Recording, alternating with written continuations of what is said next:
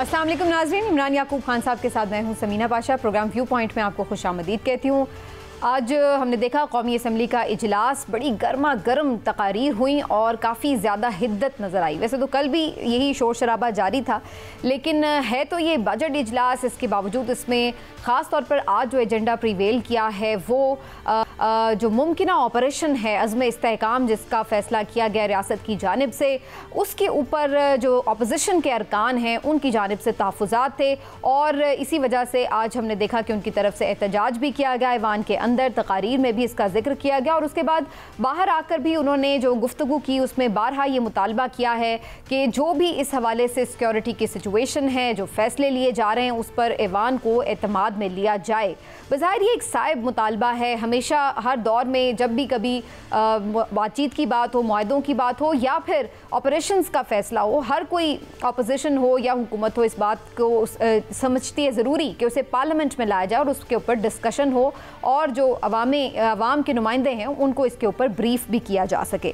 तो क्या वाकई ये जो मुतालबा है ये पूरा होगा या नहीं? ऑपरेशन की ज़रूरत के ऊपर कल भी हमने बात की, लेकिन वो किस टाइप का होगा, कैसा होगा? आज PTI ने मौलाना फजल रहमान से एक दफ़ा फिर मुलाकात की है। क्या इस ऑपरेशन में भी उनकी हिमायत, इस ऑपरेशन के ख़िलाफ़ भी वो चाहते हैं? इसके ऊपर भी बात करनी बड़ी ज़रूरी है। और फिर कल से जो हफ्ता शुरू हो रहा है उसमें अहम मुकदमात की समातें और अहम फ़ैसले भी आने की तवक्को है।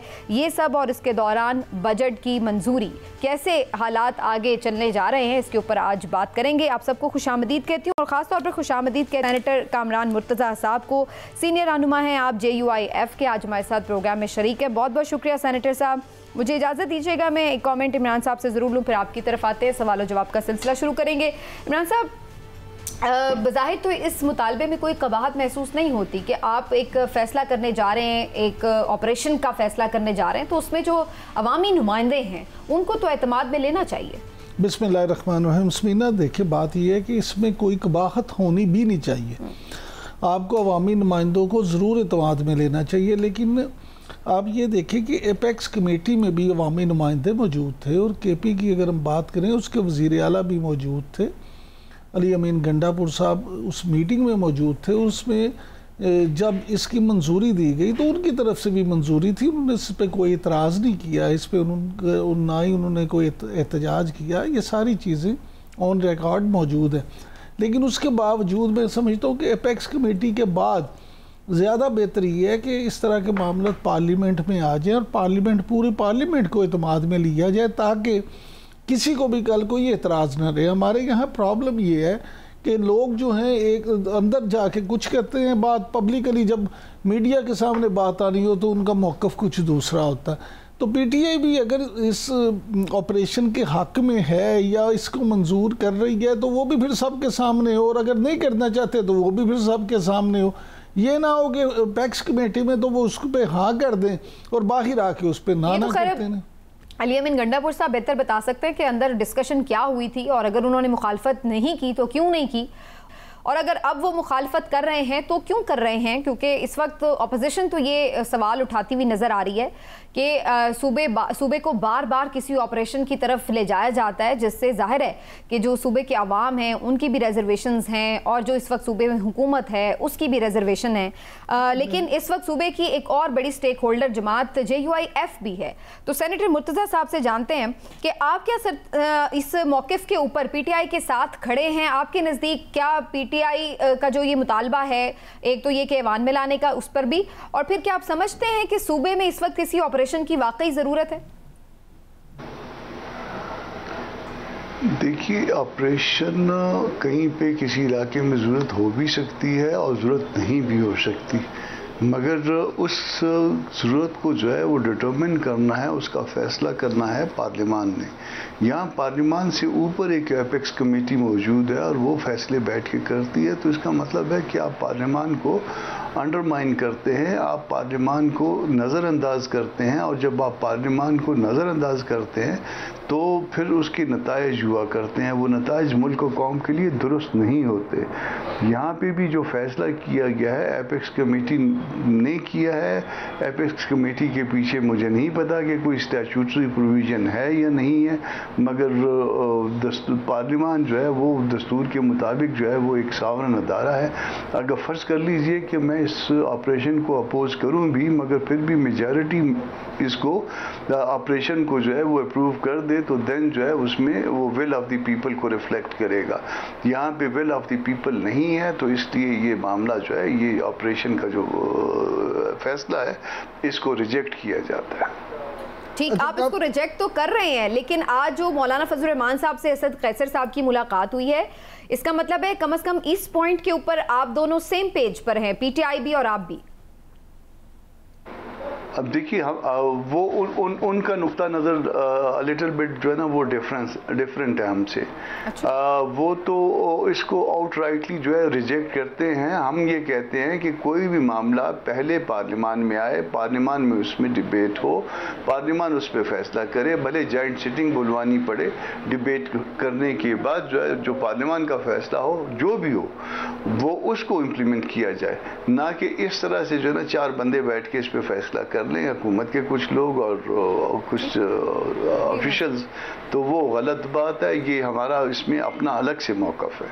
अच्छा कामरान मुर्तज़ा साहब, आपकी क्योंकि गहरी नज़र है केपी के मामलात पे भी और बलूचिस्तान के मामलात पे भी, तो मैं आपसे जानना ये चाहूँगा कि इतनी वहाँ पे ये जो ख़राब सूरत हाल है, और ख़ुद जमीयत उलमा इस्लाम जो है उस पर बहुत सारे हमले भी हुए, उसको दहशतगर्दी के बहुत सारे वाक़यात का सामना भी करना पड़ा, उसके बावजूद ये हम क्यों मजबूर हो जाते हैं कि जब कोई चीन को कहना पड़े, सऊदीया को कहना पड़े, कतर को कहना पड़े, तो फिर हम सोचते हैं कि हमें सूरत हाल ठीक करने के लिए कोई ऑपरेशन करना चाहिए। हम अपने फ़ैसले बतौर पाकिस्तानी ख़ुद क्यों नहीं करते? बात यह है कि हम बतौर पाकिस्तानी फ़ैसला करने के लिए हम एक सबज़ किताब के पाबंद हैं, और उस किताब के मुताबिक भी हम नहीं चलते। वो चंद लोग जो है वो अपने फ़ैसले करते हैं और वो दूसरों पे थोप देते हैं, और जो फ़ैसले इस तरह से थोपे जाते हैं, भले वो बाहर से आएँ या भले वो अंदर से आएँ। अब आप देख लीजिए, चंद दिन पहले चाइना की जो वो कॉन्फ्रेंस थी जिसमें तमाम पार्टीज़ को बिठाया गया था, वो सिर्फ उसके पीछे मंशा ये थी कि पार्टियों का नुक्ता नज़र जानना जाए। इसी तरह IMF जो है वो आपका जाके बात करता है अपोजिशन लीडर से भी, यानी वो सिर्फ जो है वो आपकी हुकूमतों की ज़ुबान पे एतबार नहीं करता। तो वो आपके यहाँ जो है ना वो हुकूमत से भी बात करनी पड़ती है, आपके यहाँ जो है वो इस्टेब्लिशमेंट से भी बात करनी पड़ती है, आपके यहाँ अपोजिशन से भी बात करनी पड़ती है, और आप मशवरे जो है ना वो इधर उधर से लेते हैं, या फिर वो इस्टेब्लिशमेंट से जो है ना वो इशू जो है वो अराइज होता है, और फिर देन जो है ना स्प्रेड होता है इधर उधर दाएं बाएं, और फिर उसके बाद किसी को सैंक्शन मिल जाती है, किसी को सैंक्शन नहीं मिलती है। तो जो कुछ हो रहा है, जब तक आप मामले को सीधा नहीं करेंगे, उस वक्त तक ये गलत जो है ना वो कंटिन्यू करेगा। आप आसपास के मुल्कों को देख लीजिए, वहाँ पे जो निज़ाम है, जो वो कहते हैं वो मुनाफिकत नहीं करते, जो कहते हैं वही करते हैं, या जो उनके जो अच्छा है वो बुक में लिखा होता है उसके मुताबिक चलते हैं। अच्छा सर, जमीयत उलमा इस्लाम की मजलिस शूरा का इजलास भी होने जा रहा है, तो क्या उसमें ये सारे मामला PTI से ताल्लुकात, अपोजिशन का एहतजाज और ये ऑपरेशन, ये सब कुछ डिस्कस होगा, या कोई और भी अहम फैसले मुतवक्को हैं? जी, इसमें सियासी सूरत हाल जो है उसका वन ऑफ दी एजेंडा है मुल्क में जो है, और उसमें हमने फिर किसके साथ मिल के चलना है, क्योंकि शहबाज साहब भी आए हैं और PTI भी बार बार अप्रोच कर रही है। PTI के साथ कुछ मामला तो हमारे बेहतर हुए हैं, नरम हुए हैं। वो जो उनके हवाले से जो हमारी सख्ती थी ज़ुबान की, हमारे पार्ट पे थी या उनके पार्ट पे थी, उनके पार्ट पे तो कभी कभी अब भी आ जाती है, मगर हमारे पार्ट पे आपने नहीं देखी होगी। तो वो मामला जो है ना वो सारे शूरा में रखे जाएंगे, और शूरा जो है उस पर फैसले करेगी, और देन जो है वो हमारी पॉलिसी जो है वो क्लैरिटी के साथ वाज़ेह हो जाएगी। और उसके ये फरमाइए सेनेटर साहब, क्या इस बात का भी इम्कान मौजूद है कि हुकूमत के साथ भी जाया जा सकता है? जैसे आपने कहा कि उधर से भी आपसे राब्ते किए गए, और इधर ज़ाहिर PTI तो कर ही रही है, तो इस बात का भी इम्कान है कि आप हुकूमत के साथ जा बैठें? देखिए, बज़ाहिर तो कोई इम्कान नहीं है, मगर फैसला जब एक अदारे के पास होता है तो अदारा कोई भी फैसला कर सकता है। हमारा मामला जो है शहबाज साहब के साथ, बाकी लोगों के साथ, सबके साथ एहतराम का रिश्ता है। मगर एहतराम के रिश्ते के बावजूद जो है हमारा एक असूली मौक़िफ़ है कि इलेक्शन में मैंडेट चुराया गया है। तो सेनेटर साहब ये फरमाइएगा, आपका मुतालबा क्या है? आप ये जो इलेक्शन हुआ है इसके मैंडेट का ऑडिट चाहते हैं या फिर नया इलेक्शन चाहते हैं? पहले हम ऑडिट चाहते हैं, और ऑडिट में अगर हमारी बात दुरुस्त हो जाती है, हम इंसिस्ट नहीं करते इस बात पे कि नहीं पहले दिन से हम नए इलेक्शन की बात करें। हम कहते हैं कि उसका कॉन्सिक्वेंस जो है वो नए इलेक्शन होंगे। आप ऑडिट करवा लीजिए और उसका कॉन्सिक्वेंस जो है ना फिर जो भी बने, ये नहीं कि ऑडिट करवा लीजिए, वो ऑडिट में जो है ना वो सारी बातें जो हम कह रहे हैं दुरुस्त आ जाएं और उसके बाद कहें कि नहीं जी अभी भी हम टांग पे टांग रख के बैठे रहेंगे। आप लोगों को JUIF को कहां पर तहफ़्फ़ुज़ात हैं इलेक्शन में? आपके नज़दीक कितनी सीटें आपकी चोरी हुई हैं और किस जगह पर हुई हैं? देखिए उसमें बलूचिस्तान में हुई हैं और सूबा खैबर पख्तूनख्वा में हुई हैं। सिंध में भी हमारे तहफ़्फ़ुज़ात हैं। सूबा खैबर पख्तूनख्वा में 20 सीटें ऐसी हैं जिसमें हमारा और PTI का फ़र्क जो है लेस देन 2000 है, और उसमें से 10 सीटें ऐसी हैं जिसमें 1000 से कम का फ़र्क है, यानी 500, 300, 400, और सब के सब जो है ना वो अजीब सी बात है कि सब में हम हारते हैं, दूसरी पार्टी जीतती है। और यहाँ पे भी जो है वो आप देख लीजिएगा कि हम जो सीटें हारे हैं 5 में हम जो ना रनर अप हैं। यहाँ कौमी असम्बली में 16 टोटल सीटें हैं, 16 में से 4 सीटें जो है ना वो हमने जीती और उसमें 5 में जो है हम रनर अप हैं। तो इन 5 में तो हमारा ये हक बनता है ना कि वहाँ पे ऑडिट की बात कर सकें और ऑडिट। लेकिन सेनेटर साहब इसमें तो फिर अगर मैं आपकी बात को बड़ा वैल्यू भी दे रही हूँ, लेकिन अगर इस बात को हम सही समझें तो फिर नून के साथ या पीपल्स पार्टी के साथ चले फिर भी हम कह सकते हैं सिंध में किसी हद तक तो कोई आपकी बहुत ज़्यादा डिफरेंस नहीं है। जो प्रॉब्लम है वो तो फिर PTI के साथ आ रही है। आपके साथ PTI की मुलाकातें भी हो रही हैं, आप उनके साथ इस पर बात कर सकते हैं कि सूबे की हद तक जितनी भी आपके हलकों में प्रॉब्लम्स हैं वो आप उनसे रिकाउंट करवाना चाहते हैं या उसके ऊपर कोई ऑडिट कराना चाहते हैं या कमीशन बनवाना चाहते हैं, तो आप ये तो बात PTI से खुद उनके साथ ही सॉर्ट आउट कर सकते हैं। इस हुकूमत का तो उससे कोई लेना देना भी नहीं होगा। नहीं, उसमें ऐसा है, उसमें ये जो 5 सीटें जहाँ पे हम बलूचिस्तान में रनर अप हैं, ये 5 सीटें तो ये गई हैं ना, नून को भी गई हैं और उसको पीपल्स पार्टी को भी गई हैं। इसी तरह सिंध में हमारा इशू है पीपल्स पार्टी के साथ है यकीनन, यानी जमीयत पख्तूनख्वा में है तो PTI के साथ है। यानी जमीयत उलमा इस्लाम जो है उसके साथ वो पंजाबी में कहते हैं सब ने तरो किया है, वो नून लीग हो वो PTI हो। नहीं वो नहीं, लेकिन ये तो बात अजीब सी लगती है ना। आपकी पंजाबी का जवाब मैं पंजाबी में दे देता हूँ। वो सब ने तरो नहीं किया, वो असल वालों ने तरो किया। लेकिन इसमें तो फिर सेनेटर साहब ये अजीब सी बात नहीं हो जाएगी कि जहाँ पर सबसे ज्यादा आपके तहफ़्फ़ुज़ात है यानी KP में, वहाँ पर उस पार्टी के साथ आप बैठने को तैयार भी हैं, उनसे बातचीत भी कर रहे हैं, उनके खिलाफ तो कोई आप एहतजाज भी नहीं कर रहे, लेकिन इधर आप हुकूमत से नाराज नजर आ रहे हैं। हम तो यहाँ पे भी बैठने के लिए तैयार हैं, वहाँ पे भी अगर बैठेंगे, वहाँ पे भी बैठेंगे तो उसका भी एक मैकेनिज्म होगा। उन सीटों पे एटलीस्ट वो जो 20 सीटें हैं उसको किसी तरह से एग्जामिन करवाएंगे ना, उनका मैंडेट पता चले ताकि उनका मैंडेट कितना जेन्युइन है या ये सिर्फ इंतज़ाम है। और जब दूसरों के साथ बैठेंगे तो दूसरों के साथ भी हम जो है ना ये चेक करवाना चाहेंगे कि जो ऑडिट हो जाए और उसके नतीजे में मैंडेट का पता चले। अच्छा, तो ये आप समझते हैं वैसे कि PTI के साथ भी ज्यादती हुई है, क्योंकि वो भी यही 1 पॉइंट एजेंडे पे आपसे बात कर रहे हैं, उनका तो खैर क्लेम बहुत ज़्यादा सीटों का है।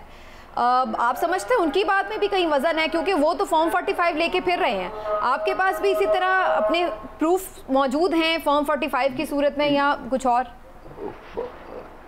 अब उसके बाद एक और नया जो है ना वो काम कर दिया उन्होंने, दोनों फ्रीकों को अलग अलग फॉर्म 45 प्रोवाइड कर दिए। अब लड़ते रहें और झगड़ते रहें।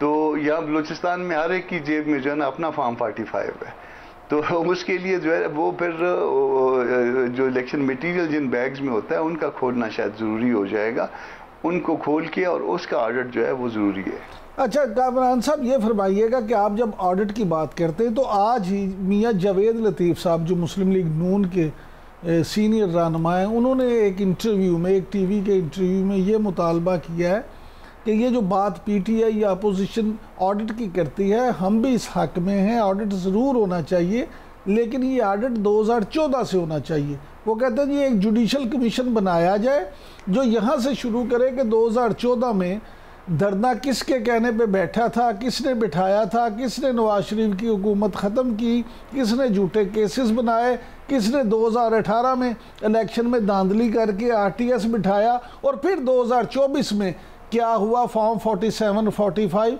ये सारा किया जाए और फिर हम री इलेक्शन कराने को तैयार हैं। इस पे आप क्या कहेंगे? मियां साहब से बहुत एहतराम के साथ फिर उसके बाद जो है ना वो कोई और आ जाएंगे दोस्त, वो कहेंगे नहीं 1947 से शुरू करना चाहिए। तो इस वक्त जो है ना, इस वक्त तो सब्जेक्ट जो है वो सिर्फ 2024 का, 2018 का जो कॉन्सिक्वेंस था वो तो ख़त्म हो गया ना। पहले वो आए, RTS बिठाया गया था, यकीनन बिठाया गया। 2018 में इलेक्शन में धांधली हुई थी, इसमें कोई शक नहीं है। 2017 में नवाज शरीफ के साथ ज्यादती हुई थी, इसमें कोई शक नहीं है। मगर वो अब वो ज्यादती का तो मुदावा उनके पास तो गवर्नमेंट है, उनको तो मुदावा मिल गया। मगर अब जो हमारे साथ ज्यादती हुई है उसका क्या मुदावा है? उसका मुदावा 2024 को ही देख के हो सकता है। 2024 के इलेक्शन का ऑडिट करवाइए। अगर आप जीते हुए हैं हम आपको सर आंखों पे लगाएंगे, अगर आप जीते हुए नहीं है तो स्टेप डाउन हो जाइए, आप नया इलेक्शन करवाइए। अच्छा सेनेटर साहब, ये फरमाइएगा, एक सियासी कमेटी भी कायम करने का फैसला किया गया है, आज जो मुलाकात हुई उसमें उसके पास क्या मैंडेट है? किस लिए आप समझते हैं कि कोई सियासी कमेटी कायम होगी तो कोई सूरत हाल आप लोगों के दरमियान अफाम तफहीम की बेहतर हो सकेगी? उसका मैंडेट क्या है, मकसद क्या है? देखिए, उसमें जिस तरह से मैं कहता हूं कि आपको बता रहा हूं कि 20 सीटें ऐसी हैं जिसमें 2000 से कम का फ़र्क है, उसमें 10 सीटें ऐसी हैं जिसमें 1000 से कम का फ़र्क है। तो यहाँ पे भी जो है ना वो कम से कम ये रिलीफ तो हमको जो है सूबा खैबर पख्तूनख्वा में भी मिलनी चाहिए कि उनका 10 या 20 उन सीटों का कम से कम ऑडिट हो जाए, पता चल जाए कि वहाँ पे क्या हुआ है। तो जब आपको वहाँ पे पता चलेगा तो फिर उसके बाद पूरे मुल्क में सारा मामला मजीद आसान हो जाएगा। और वहाँ पे गड़बड़ हुई है तो फिर वो भी स्टेप डाउन हो। फिर तो ये इंटरेस्टिंग बात है कि सियासी कमेटी से आप लोग इस मामले पर अगर निगोशिएट कर रहे हैं तो दैट मीन्स कि अगर यहाँ पे आपका ऑडिट खुलने का मसला हल हो जाता है तो फिर आप PTI के साथ बैठने के लिए भी तैयार होंगे आगे, या मिलकर जिद्दोजहद करने के लिए भी तैयार होंगे, चाहे वो जलसे जुलूस की सूरत में हो, सड़क पर एहतजाज हो, लॉन्ग मार्च हो, धरना हो, व्हाटएवर। या ये सिर्फ इत्तेहाद सिर्फ पार्लियामेंट के अंदर? देखिए, आपका कॉन्स्टिट्यूशन कमांड देता है कि चोजन रिप्रेजेंटेटिव्स के जरिए जो है वो मामला चलेगा, chosen by the people, not chosen by the establishment. आप जो है ना, जो आपके मुल्क में जो मामला चलते हैं, आज जो चल रहे हैं, आज से पहले जो चलते रहे हैं, चोजन बाय द एस्टैब्लिशमेंट है। ये तरीके, इस तरीके को जो है ना हम रद्द करते हैं। अच्छा, ये अब इस्टेब्लिशमेंट पर हम देख रहे हैं मौलाना बड़ी खुल के तनकीद कर रहे हैं, तो क्या वहाँ से भी कोई राब्ता किया गया है? मौलाना साहब से बातचीत का कोई आगाज़ हुआ है? एस्टैब्लिशमेंट की तरफ से जो है वो आप देख लीजिए कि कौन सा मिनिस्टर उनके ज़्यादा नज़दीक है, शायद वो भी मौलाना के पास आए हों। तो फिर आप बड़ी काम की बात बता गए, तो कुछ क्या कहते हैं वो मिनिस्टर आके? चलिए मिनिस्टर की बात बता दें। नहीं, वो आए तो खैर खैरियत जानने के लिए आए थे कि मौलाना की तबीयत कैसी है। ये दोनों जो ना जो मामला थे, शहबाज साहब वाला भी और दूसरे वाला भी, ये ज्यादातर वो पॉलिटिकल की बजाय सोशल ज्यादा था। इसका मतलब है मौलाना को ठंडा करने आए थे वो, कि मौलाना की तबीयत को थोड़ा ठंडा किया जाए, थोड़ा उनको बेहतर मशवरे भी दिए जाएं, कुछ इस तरह का उनका मकसद था आने का? नहीं, देखिए, मौलाना तो मेरा ख्याल है कि जो पाकिस्तान के बहुत मेच्योर पॉलिटिशियंस हैं उनमें मौलाना जो है ना वो कहीं पहले दूसरे नंबर पे स्टैंड करते होंगे। तो ना हम जो है वो ऐसी जल्दी गर्म होते हैं ना ठंडे होते हैं। ये एक प्रिंसिपल स्टैंड है, उसको प्रिंसिपल स्टैंड को रिड्रेस कर दें। दोनों फ्रीक, PTI भी सूबा खैबर पख्तूनख्वा में और बाकी जो है ना पीपल्स पार्टी और नून जो है बाकी रिमेनिंग प्रोविंसेस में, बात ख़त्म हो जाएगी। जो जीता है हम उसका एहतराम करेंगे, अपोजिशन में बैठेंगे, मगर उसका एहतराम करेंगे, उससे ताउन भी करेंगे। ठीक, एक ब्रेक ले लेते हैं नाज़रीन, ब्रेक से वापस आते हैं, डिस्कशन को आगे बढ़ाएं। कुछ दीगर मामलात हैं बजट से मुतालिक भी, उसके ऊपर भी बात करेंगे। हमारे साथ रहेगा एक ब्रेक के बाद।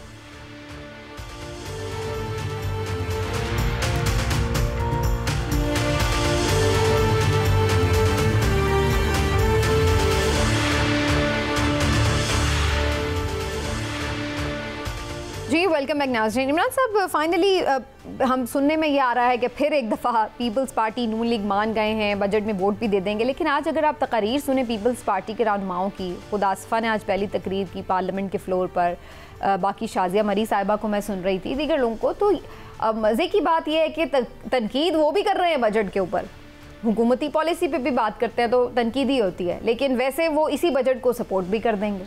समीना, कल भी हमने ये बात की थी और मैं आपसे कल भी मैंने ये अर्ज़ किया था कि पीपल्स पार्टी इसी तरह पे काम करेगी। ये सारी तनकीद जो है असल में ये सिर्फ होती है अपने मुतालबात मनवाने के लिए, अपने ना सिर्फ मुतालबात मनवाए जाएं बल्कि उनमें कोई ना कोई इजाफा भी कर लिया जाए। पीपल्स पार्टी जो है वो हुकूमत में शामिल है, हुकूमत के साथ है, वो ये बजट ज़रूर मंजूर करवाएगी। लेकिन मैं यहाँ ये ज़रूर बात कहूँगा कि आसफ़ा भुट्टो ने आज बहुत अच्छी तकरीर की और उनकी जो परफॉर्मेंस है उस उनकी आज तारीफ़ बनती है। उन्होंने बड़ी अच्छी अपनी तकरीर में बातें की। मैं ये समझता हूँ कि आसफ़ा भुट्टो जरदारी साहिबा जो हैं वो पीपल्स पार्टी के लिए एक अच्छा जो है ना सासा साबित हो सकती हैं। लेकिन अब लोग सिर्फ बातों से मुतमिन होने वाले नहीं हैं। आप 1001 इख्तलाफ करें लेकिन पीटीआई को एक क्रेडिट ज़रूर जाता है, इमरान खान को एक क्रेडिट ज़रूर जाता है कि उन्होंने आवाम को एक शऊर जो है वो ज़रूर दे दिया और उसमें अब सिर्फ बातों से आप आवाम को खुश नहीं कर सकते। पीपल्स पार्टी वो इतना शऊर दे दिया है कि वो अब पीटीआई वालों को भी नहीं छोड़े, जो उनका अपना वर्कर है वो भी उनके पीछे पड़ जाता है, उनकी अपनी क़यादत के। आज मैं यही बात कर रहा हूँ कि वो अब सिर्फ बातों से बात नहीं होगी। पीपल्स पार्टी एक तरफ हम शऊर की बात करें इमरान साहब, दूसरी तरफ आज जो कल से एक सिलसिला चल रहा है बदतमीज़ी का, वही पार्लियामान में अजीबोगरीब किस्म के अल्फाज। कल हमने देखा पीटीआई की तरफ से एक खुद जो सनाउल्लाह मस्ती खेल साहब हैं उन्होंने कुछ गैर पार्लिमानी अल्फाज इस्तेमाल किए। आज ख्वाजा आसिफ साहब बड़े गर्जे बरसे और जो आज़म नज़ीर तारड़ हैं वो उनको मशवरे दे रहे थे कि जो ये अपोजिशन को आप ये कर दें वो कर दें। तो ये जो आज का माहौल था ये क्या शो कर रहा है? ये फिर वही उसी तरफ हम चले गए जो हम बात करते हैं हमेशा कि जी 80-90 की सियासत, गालम गलोच और बदतमीज़ी। अच्छा समीना, उस वक्त भी ना इतनी बदतमीज़ी नहीं होती थी, इस तरह की बदतमीज़ी नहीं होती थी। ये अब ज़्यादा है। ये जो शऊर जो है ना, हर चीज़ की ज़्यादती जो है ना वो नुकसान भी होती है। शऊर ज़्यादा आगे, तो ये शऊर जो है ना बात उससे कहीं आगे निकल गई है। उस शऊर की आड़ में ये बदतमीज़ी का प्रोग्राम शुरू हो गया हुआ है। और ये आप देखें कि इसको भी पीटीआई में असल में वो कल्चर जब परवान किया ना कि जो जितनी ज़्यादा बदतमीज़ी करेगा। उससे पहले तो इतनी महज़ब ज़बान होती थी, कभी किसी ने सुना ही नहीं था कोई किसी पीएमएलएन के बंदे से पीपल्स, कभी किसी ने कोई गाली कोई बुरा लफ्ज़ आज तक मैंने तो पहली दफ़ा सुना ही था। चले शुक्र है आपने अभी सुन लिया, आप अब भी ना सुनते तो हम क्या कर लेते। गुजारिश ये कि इतनी बदतमीजी इस तरह से नहीं होता था और जो चीजें होती थी वो देखे सिर्फ चंद मखसूस जो लोग थे ना वो बदनामी अभी भी सर ऐसा ही होता है, सारे लोग तो बदतमीजी नहीं कर रहे होते, कुछ चंद लोग हैं हर तरफ हर जमात में वो इस ज़बानदराज़ी करते हैं जो नहीं होनी चाहिए। इसको कंडेम ही करना चाहिए चाहे वो किसी भी जमात को। मुझे सेनेटर साहब की तरफ जाना है क्योंकि बहुत अहम कुछ कानूनी मामलात भी हैं और चूँकि सेनेटर साहब का ताल्लुक कानून से भी है तो उनसे भी ज़रूर राय जानेंगे। सेनेटर साहब, ये कल मखसूस नशिस्तों के हवाले से भी केस की समाअत है, आपको क्या लग रहा है कि ये मामला जो है मखसूस नशिस्तों का ये किस करवट बैठेगा? आपको लगता है कि ये पीटीआई को मिल सकती हैं या सुन्नी इत्तेहाद काउंसिल को नशिस्तें? देखिए, फैसला तो कुछ भी हो सकता है और जब सब जुडिस हो कोई मामला तो फिर थोड़ा सा एहतियात से यकीनन बात करनी चाहिए। मगर इस वक्त तक जो है वो इलेक्शन कमीशन भी जो है वो सुन्नी इत्तेहाद काउंसिल का जो है वो रिजेक्ट कर चुका है और इसके साथ साथ जो है पेशावर हाई कोर्ट का एक बड़ा बेंच भी जो है इसको जो है ना वो उस आर्डर को मेंटेन किया उन्होंने इलेक्शन कमीशन ऑफ पाकिस्तान की। तो बज़ाहिर तो जो है वो फिल वक्त दो अदालतों का चूंकि फैसला है तो बज़ाहिर दो अदालतों ने दो फोरम्स कह लीजिए, तो दो फोरम्स का जो फैसला है वो उसमें जो है ज़ाहिर है कुछ ताकत तो होती है मगर स्टिल जो है वो अदालत कहीं पे भी किसी तरफ भी जा सकती है। लीव इसमें ग्रांट हो चुकी है, इसको एज ऑफ अपील सुन रहे हैं, तो जब एज ऑफ अपील सुन रहे हैं तो उसको रिवर्स भी कर सकते हैं और उसको डिसमिस भी कर सकते हैं। अच्छा, ये भी हम देख रहे हैं। एक खास बात ये है जी कर लीजिए जी कि सुन्नी इत्तेहाद काउंसिल जो है उस रन में नहीं था, उसने इलेक्शन लड़ा नहीं। जिसने इलेक्शन लड़ा नहीं, जिसने इलेक्शन के नॉमिनेशन पेपर फाइल नहीं किए, तो क्या जब मैं इलेक्शन के पेपर फाइल ना करूं, फर्ज करिए कि मैं इस्लामाबाद से आके पेपर फाइल कर देता हूं और मेरे अगेंस्ट जो है ना कोई पेपर फाइल नहीं करता, तो और मैं जो है ना वो अनअपोज जीत जाता हूँ या वो सीट जो है ना वो किसी न किसी तरह से या मेरे अगेंस्ट कोई कमज़ोर कैंडिडेट आता है मैं जीत जाता हूँ, तो तो इसका मतलब ये तो नहीं होगा ना कि मैं जो है ना, चूंकि किसी ने इलेक्शन लड़ा नहीं या पेपर फाइल नहीं किए, वो कहें कि जी अब आप जो है ना, आप वहाँ पे आपका हक नहीं बनता। लेकिन अब तो वो खैर मौजूद हैं पार्लियामेंट में, और स्पिरिट ऑफ द जो कॉन्स्टिट्यूशन भी हम देखें तो उसका भी मकसद वाजे है। फिर जो बल्ले का निशान लेने के मामले के ऊपर भी ऑब्जर्वेशंस आ रही थी, रिमार्क्स आ रहे थे, हम पिछली समातों में देख रहे, तो उसमें भी ये बात हो रही थी कि पार्टी तो अपनी जगह मौजूद थी, सिर्फ निशान लिया गया था। तो अभी खैर अगेन आपकी वाली बात दुरुस्त है कि चूंकि मामला सब जुडिस है तो वो सी कि इस पे क्या होता है। लेकिन एक और चीज़ है कामरान मुर्तज़ा साहब की, जो chief justice Lahore high court की तैनाती है उसके ऊपर भी चीफ जस्टिस ऑफ पाकिस्तान को ख़त इरसाल किया गया, जिसमें कहा गया है कि जी सुनने में आ रहा है कि सीनियरिटी का जो उसूल है उसको नज़रअंदाज किया जा रहा है। ये वाला मामला आप किस तरह से देख रहे हैं कि जो यहाँ पे अभी साबका चीफ जस्टिस थे जो अब सुबकदोश हो चुके हैं, वो अभी तक सुप्रीम कोर्ट भी नहीं गए, उनकी नोटिफिकेशन भी नहीं हो रहे, जो कि 3 नाम फाइनल हुए थे, इसमें क्या ताख़ीर है? फिर उनके खिलाफ एक शिकायत भी आ जाती है, फिर नए चीफ जस्टिस का जो अभी तक नोटिफिकेशन है वो भी नहीं होता। आपको लग रहा है कि ये जो जुडिशरी की और इस्टेब्लिशमेंट की एक हमें चपकलिश नज़र आ रही थी, ये उसी का शाखसाना है या इसकी वजूहात कुछ और हैं?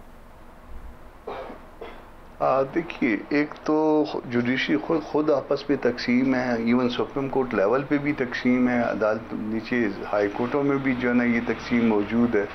और फिर जो है वो हम जो लोग हमको पसंद नहीं होते उसके अगेंस्ट जो है वो फिर कोई पिटिशनें फाइल हो जाती हैं, कोई रेफरेंसेस फाइल हो जाते हैं, और फिर हम उसको जो है ना राइटली या रॉन्गली तंग करना शुरू कर देते हैं। तो जो कुछ भी हो रहा है इसमें फिर स्टैब्लिशमेंट भी जो है उसके ऊपर भी बहुत सी उंगलियां उठ रही हैं।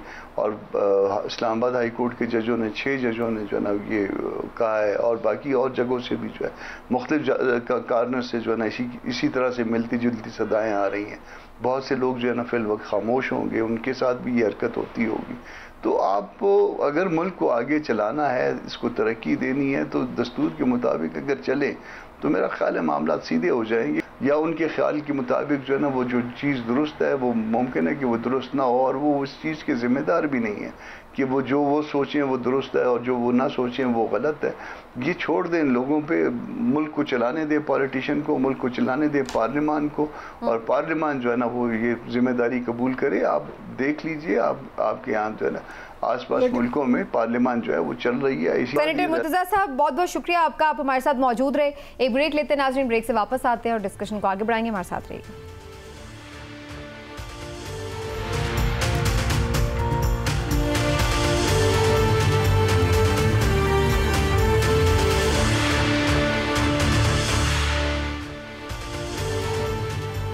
जी वेलकम बैक नाज़रीन। साथ में अभी हमने देखा 2 रोज़ कबल बहुत ही अफसोसनाक वाक़या पेश आया, और वहाँ पे फिर हमने वैसा ही एक मंज़र देखा जो अभी कुछ हफ्तों पहले हमने और भी यानी पाकिस्तान के मुख्तलिफ शहरों में देखा, सरगोदा में भी देखा, इससे पहले सियालकोट में भी देखा कि किस तरह से एक हुजूम पुरतशद्दुद तरीके से किसी शख्स को तौहीन मज़हब के इल्ज़ाम में अपने ही तौर पर कानून हाथ में लेके सज़ा दे देता है। ऐसा ही वाक़या स्वात में, जहाँ पर एक सियालकोट के शहरी को जो सयाह था, अपनी फैमिली के साथ वहाँ गया हुआ था, वहाँ पर किस तरीके से मॉब ने पकड़ा और फिर उसको ज़िंदा भी जला दिया गया। बहुत तकलीफ़ दे मनाजिर भी थे। लेकिन इमरान साहब, आज कौमी असम्बली ने अक़लियतों के तहफ़्फ़ुज़ की करारदाद भी मंजूर की है, और ये वाक़यात भी हमें नज़र आ रहे हैं मुल्क में पैदर पे। आपको क्या नज़र आ रहा है, इस तरह के वाक़यात की वजह क्या है कि बार बार ये चीज़ रिपीट हो रही है? स्मीना, इसकी बुनियादी वजह एक है, और वो इस्लाम से दूरी है। आप ये देखिए, हमारा मज़हब इस्लाम, हम नाम के तो मुसलमान रह गए हैं, लेकिन अनफॉर्चुनेटली हम जो मुसलमानों वाले काम है वो नहीं करते। अगर हम अपनी मुआशरे को देखें, नबी की वसल्लम की ज़िंदगी को देखें, उनकी हयात मुबारक को देखें, सारी चीज़ें देखें, सहाबा किराम रिज़वानुल्लाह ताला अजमाइन की ज़िंदगियों को देखें, तो हमें पता चलेगा कि इस्लाम में इन चीज़ों की कितनी सख्ती है, और इस्लाम हमें क्या सिखाता है, अक़लियतों के साथ हमने किस तरह से रहना है।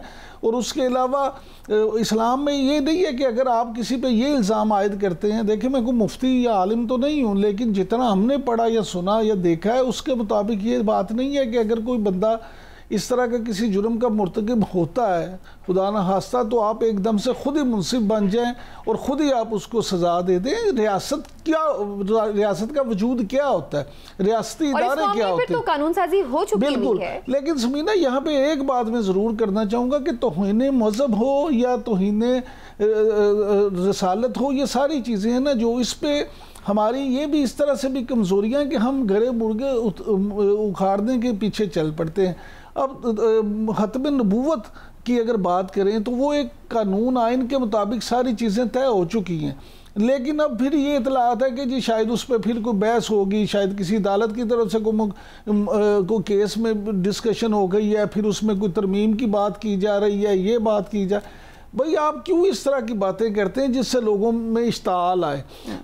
हम जो है ना इसमें उलमा इकराम ख़ास तौर पे मैं समझता हूँ कि मेंबर का जो रोल है वो बड़ा ज़रूरी है, और जो तालीमी इदारे हैं वहाँ पे जो लोग हैं उस्ताज़ इकराम उनको चाहिए। और फिर सबसे बढ़ के ये बात कि जो घर में तरबियत होती है, आप ये देखें कि पहले घरों में माएँ और जो बुज़ुर्ग लोग थे वो समझाते थे कि बेटा आपने हमसाये का किस तरह से ख्याल रखना है, आपने अपने पास जो अक़लीतें हैं उनका किस तरह से ख्याल रखना है। और उनकी जो उनके त्यौहार होते थे, मुझे अच्छी तरह याद है कि मुसलमानों के घर से ना सिर्फ ये कि उनको मदद की जाती थी, उनका ख्याल रखा जाता था, बल्कि उनको त्यौहार मनाने के लिए पूरी तरह से फैसिलिटेट किया जाता था। इसकी एक वजह इमरान साहब और भी है, जहां आपने बिल्कुल सही निशानदेही की कि एक माशरे में बहैसियत मजमूई तरबियत का जो फुकदान हमें नज़र आता है वो हमें हर चीज़ में उसकी अक्कासी नज़र आती है। वहीं पर यहाँ पर कानून की जो एक अमलदारी का ना होना है ना, ये भी एक बहुत बड़ी वजह है कि जब एक कोई वाक़या होता है फिर कोई दूसरा वाक़या होता है, ये करने वाले इनको कोई पकड़ने वाला नहीं होता, जिसकी वजह से फिर लोगों को ये लगता है कि जी कभी कोई पकड़ा तो गया नहीं है, तो हर किसी को इससे शह मिलती है और वो अपने हाथ में कानून पकड़ता है। अब अगर एक ही वाक़े के बाद जो भी लोग उसमें मुलव्वस हों उनको सज़ा मिले, या उनके साथ जो भी यानी काबिल गिरफ्त कानून हो उसके मुताबिक उनको कैफरे किरदार तक पहुँचाया जाए, तो दोबारा हमें नज़र आए कि कोई रोक ठहर जाएं। लेकिन यहाँ तो हम पैदर पे इसीलिए ऐसे वाक़यात देख रहे हैं। अभी आज हमें सुनने में आया है कि कोई 40 के करीब अफराद जो हैं वो गिरफ्तार कर लिए गए हैं जो मुबैना तौर पर इस वाक़े में मुलव्वस थे। तो आपको लगता है कि इनको सज़ाएं मिलेंगी तो इससे कोई फ़र्क पड़ेगा? समीना, आपने जो बात की है ना, ये बड़ी एक बुनियादी बात है। जब आपको ये पता है कि एक मॉब है उसमें 400 बंदा होगा तो उन सबको क्या पता लगेगा जी कौन था। लेकिन ये अब वो दौर नहीं रहा। अब आप साइंटिफिकली भी साबित कर सकते हैं, देख सकते हैं, और जो लोग उसमें वीडियोस मौजूद होती हैं। हाँ जी, हर चीज़ मौजूद है। और जो लोग इस तरह के घिनौने कामों में मुलव्वस हैं उनको अगर एक दफ़ा आप यकीन करें, आप 40 लोगों की बात करते हैं, आप 4 लोगों को सज़ा दे दें, आपको कोई और बंदा इस तरह के वाक़े में मुलव्वस नज़र नहीं आएगा। लेकिन ये कानून की बालादस्ती जो है उस पर अमल दरामद अगर नहीं होगा तो फिर इस तरह के वाक़यात को रोकना मैं समझता हूँ कि इतना आसान नहीं है। ठीक, प्रोग्राम का वक्त खत्म हो गया नाज़रीन, आज प्रोग्राम को यहीं समेटते हैं। इंशाल्लाह फिर आपसे मुलाकात होगी। ख्याल रखिए, अल्लाह हाफ़िज़।